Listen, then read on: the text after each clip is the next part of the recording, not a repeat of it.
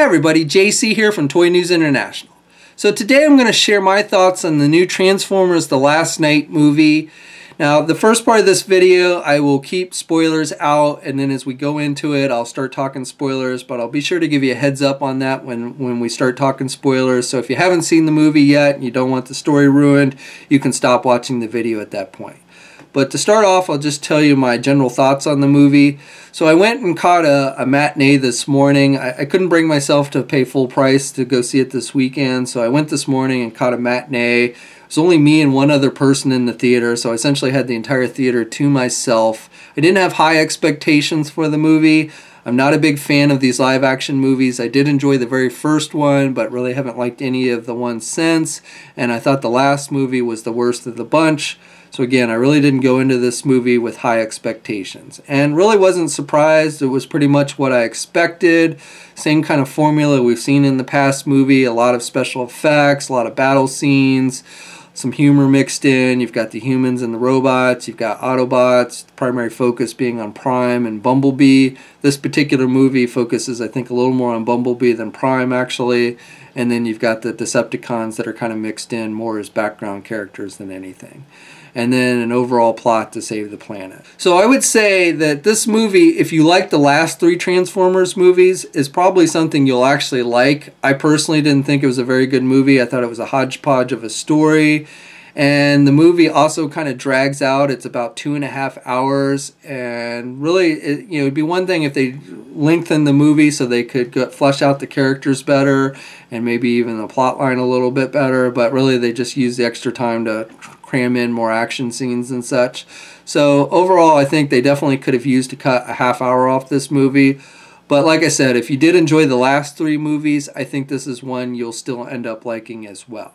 Now, if you didn't like the last three movies, then I would say avoid this one like the plague.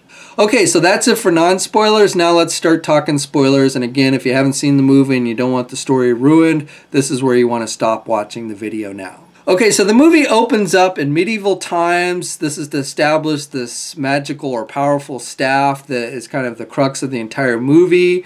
And when I say medieval times, I'm talking about King Arthur and Merlin, both of which are in the movie. Merlin's played by Stanley Tucci, and Merlin is this washed out drunk. He's not really a wizard, even though everyone thinks he's a wizard, but he's really just a drunk who happens to have discovered a crashed alien ship, probably the Ark. It's crashed on a mountainside. It's got big jet thrusters with these aliens in it, and so Merlin goes off to ask these these Transformers for their help. There's this invading army that's about to defeat King Arthur, and so Merlin convinces the robots to help him. I don't think the robots are actual Autobots. They're called knights, and they're basically charged with protecting the staff, which they end up giving to Merlin, and Merlin uses that along with the help of the robots to defeat the army. The robots converge into this giant three-headed dragon, which you've seen in the trailers, I think, and basically use and defeat this army. And then we jump ahead to the present. So we're in Chicago, where it's still all destroyed after the events of the last movie. Optimus Prime is out in outer space. Mark Wahlberg is a freedom fighter for the Autobots, and all Transformers have been outlawed on the planet Earth, and a military organization has been put in place to essentially take out all Autobots. So we open up with these kids sneaking into Chicago because, it's this dangerous area, and we put this rickety fence up to keep people out. But these kids manage to sneak in, and they're looking for souvenirs, and soon they're confronted by robots, Autobots, and the military. We see this new character named Isabelle. She's a young girl who has a knack for mechanics, and she also takes no guff. She's been living in the city. She has some Autobot friends, Canopy and Squeaks, who's this little robot with big eyes, which you've also probably seen in the trailer. And she ends up helping the kids escape from the military who are attacking and trying to take out the robots who are around. Meanwhile, Mark Wahlberg's character shows up with Bumblebee. Mark Wahlberg's character discovers this ship with this old Autobot in it, or old robot. I'm not sure if he's an Autobot. They don't really differentiate many of the robots in this movie. And he gives him a medallion, and this medallion basically ends up merging with Wahlberg and marking him as a knight, which will play a role later on in the movie. Eventually, they get out of the city. Mark Wahlberg's character and the girl, along with Squeaks. Canopy's killed. The other kids just go off, and we never see them again. And they head to this, Wahlberg and crew head to this junkyard where the other Autobots from the last movie, Hound, Grimlock, and such, are all hanging out. Then, just to jump ahead, Optimus lands on Cybertron, where we find the only person who seems to be on Cybertron is this lady, Quintessa, who's a nod to the Quintessons from the Transformers animated movie. She's deemed as the one who created the Transformers and created Cybertron, and she has a plan to revitalize Cybertron. In about 5 minutes, she brainwashes Optimus Prime and turns him into Nemesis Prime, which essentially means his eyes turn a different color, and he gets this red mark down his face. She sends Prime back to Earth to retrieve the staff, the one thing that can stop her in her plans, which is essentially to take Cybertron, fly it to Earth, and suck up or merge, I'm not exactly sure which it is, but basically use Earth to revitalize Cybertron. And again, the staff is the only thing that can stop her. So again, kind of a nod to, I guess, the Transformers animated movie with the Matrix and the only thing that can stop Unicron and so on and so forth.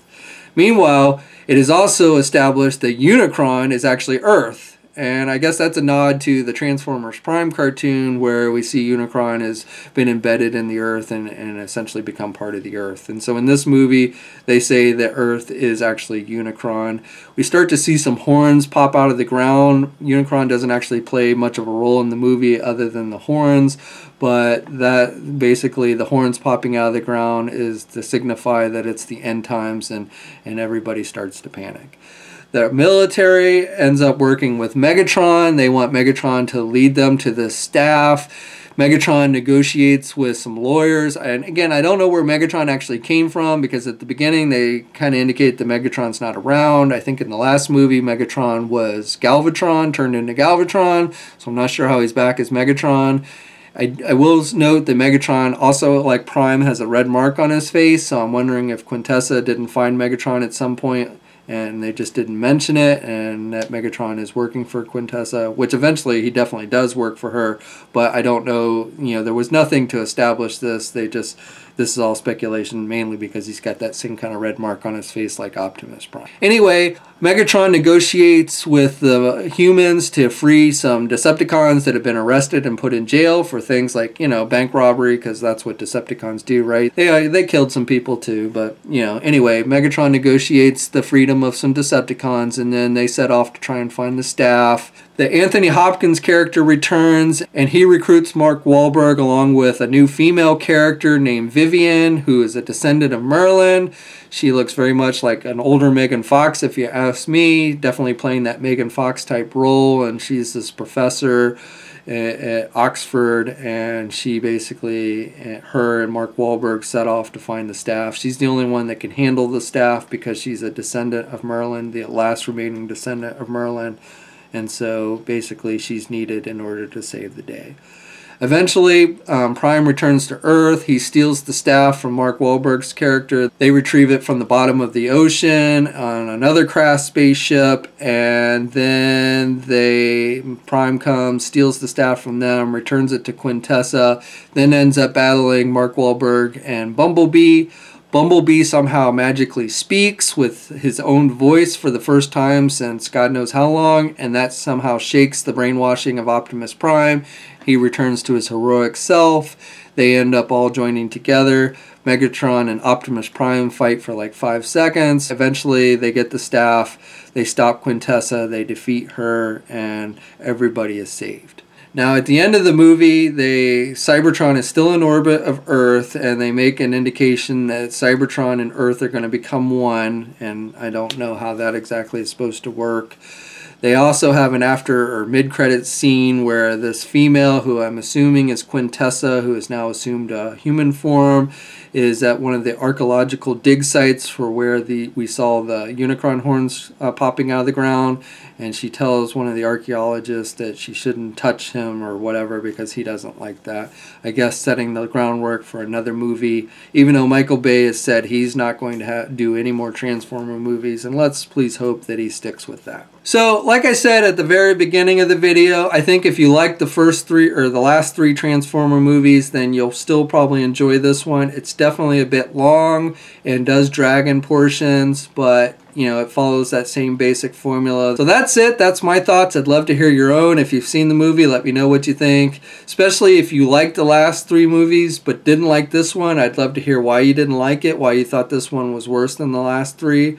And even the reverse, if you hated the last three but liked this one, I'd love to hear your thoughts as well. So chime in the comment section below. Also, please subscribe to the channel if you haven't already. I'd really appreciate it. And like the video if you're so inclined. You can also follow me on my Facebook, Twitter, and Instagram accounts. I'll have links to those in the video description below. And until next time, I will catch you later.